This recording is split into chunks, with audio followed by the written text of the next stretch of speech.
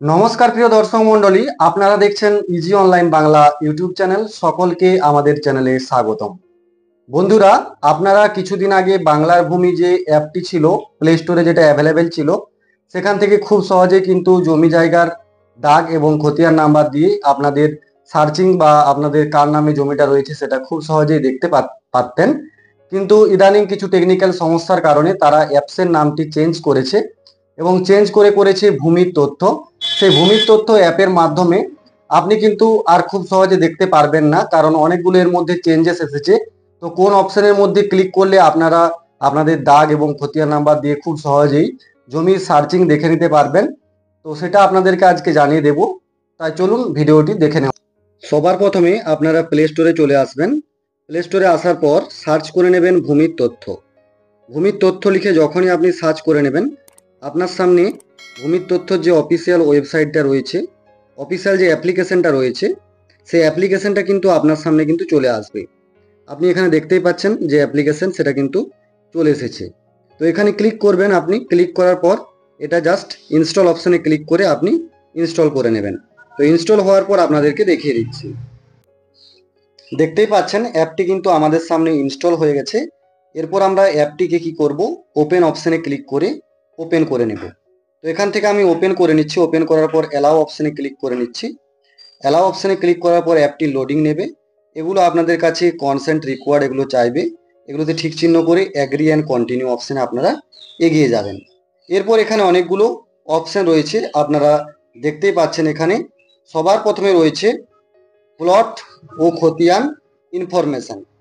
তো এই যে অপশানটা রয়েছে, এখান থেকে কিন্তু আপনারা জমি জায়গার দাগ এবং খতিয়ান খুব সহজে সার্চিং করে দেখে নিতে পারবেন।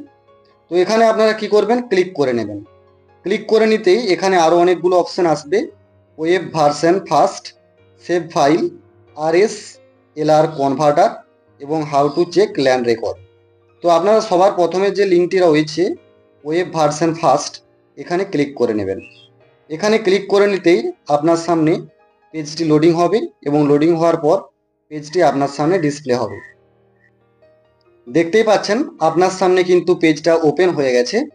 এরপর এখানে বিভিন্ন টাইপ রয়েছে, আপনারা কি ধরনের জমি দেখতে চান, নর্মাল জমি দেখতে চান নাকি লিজ জমি দেখতে চান বা এফএইচটিডি জমি দেখতে চান।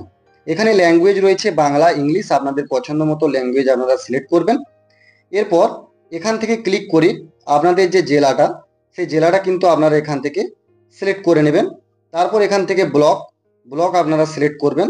তারপর এখানে মৌজা, আপনাদের যে মৌজা রয়েছে সেই মৌজাটা এখান থেকে সিলেক্ট করে নেবেন।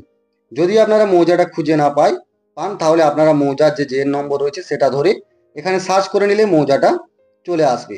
এখানে যদি আমি সার্চ করে নিই, দেখতেই পাচ্ছেন মৌজাটা কিন্তু চলে এলো। এরপর কি করব, আমরা সাবমিট অপশানে ক্লিক করে দেব। সাবমিট অপশানে ক্লিক করে দিলে দুটো অপশান আপনারা পাবেন, একটা হচ্ছে খতিয়ানের তথ্য আর একটা হচ্ছে দাগের তথ্য।